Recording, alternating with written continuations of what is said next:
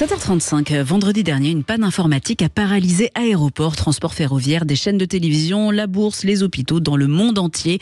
La France a été moins touchée que d'autres pays, mais plusieurs services des Jeux Olympiques ont notamment été impactés. Alors même s'il ne s'agit pas d'une attaque, cette panne mondiale interroge sur la cybersécurité à seulement 4 jours du début des JO. Et avec nous, Yann Bonnet, bonjour. Bonjour. Vous êtes spécialiste des transformations numériques, de la cybersécurité, de l'intelligence artificielle. Alors, à propos des attaques informatiques, pour donner une idée à nos auditeurs, c'est combien d'attaques par jour ? Alors, c'est énormément d'attaques. On parle de plus de 11 attaques.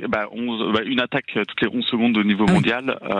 C'est derrière plusieurs motivations. Il peut y avoir des cybercriminels qui sont là pour gagner de l'argent.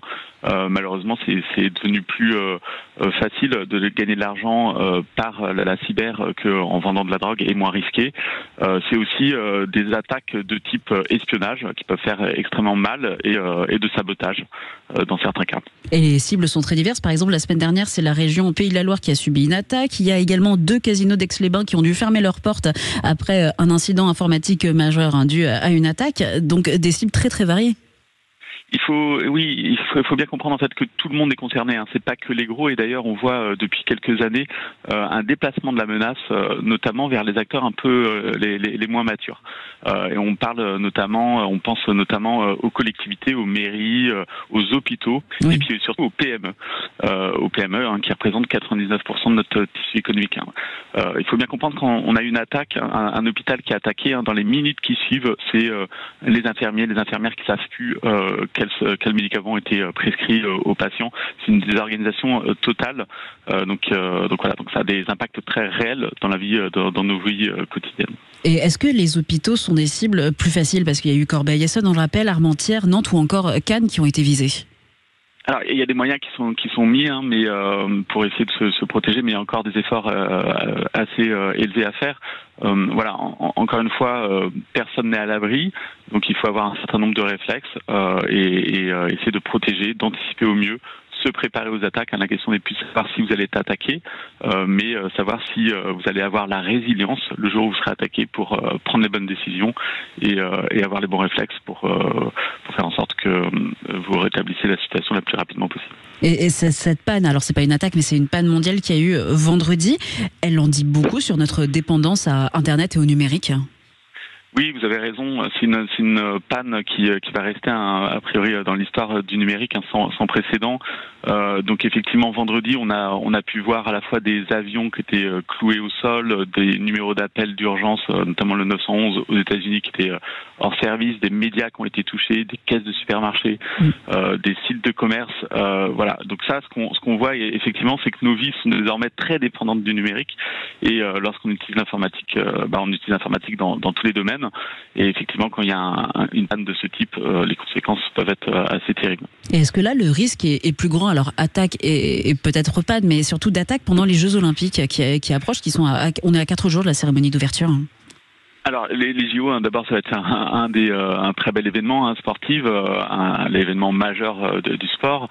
En ce moment, on se prépare depuis plus de 2 ans. L'agence de cybersécurité de l'État en France prépare les acteurs les plus critiques, donc notamment ceux qui vont gérer les services de chronomètre, de transport.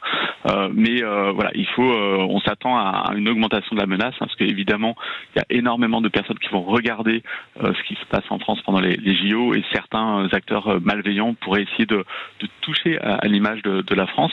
Donc on se prépare, on va gérer avec tous les acteurs concernés au mieux tous les différents incidents, les différentes attaques, et il y aura probablement aussi quelques victimes collatérales qu'on va essayer de gérer au mieux. Et à votre connaissance, est-ce qu'il y a déjà eu des attaques visant particulièrement les Jeux Olympiques ? Alors, dans le passé, ce qu'on peut constater, on l'avait vu notamment au JO de Tokyo, à chaque fois on voit une augmentation très importante des attaques. C'est pour ça que tous les acteurs qui sont concernés se préparent au maximum pour gérer cette situation. Et vous nous l'avez dit, il n'y a pas que les gros qui sont concernés, il y a aussi donc les PME, et puis à la maison aussi on peut être victime d'une attaque sur notre ordinateur personnel et même sur notre téléphone.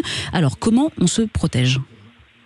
Alors, il faut avoir quelques réflexes. Le premier, c'est peut-être d'aller sur le site cybermalveillance.gouv.fr où vous retrouverez un certain nombre de conseils. Je pense notamment faire en sorte de mettre des mots de passe qui soient suffisamment complexes, de mettre à jour régulièrement vos ordinateurs, de faire des systèmes de sauvegarde de vos données les plus critiques. Et si vous êtes une petite entreprise, une PME, n'hésitez pas à aller justement sur un dispositif qui est coordonné par le campus cyber, qui s'appelle CYBIA, CYBIAH, et on est là avec des experts pour essayer de vous aider à poser le diagnostic et à faire en fait les premières actions les plus importantes pour se prémunir, pour se protéger contre les attaques en fonction de votre contexte. Donc je vous invite vraiment à aller sur le site CYBIA, CYBIAH.eu, qui est subventionné par l'Union européenne et la région Île-de-France et qui peut vous aider à vous protéger en tant que PME.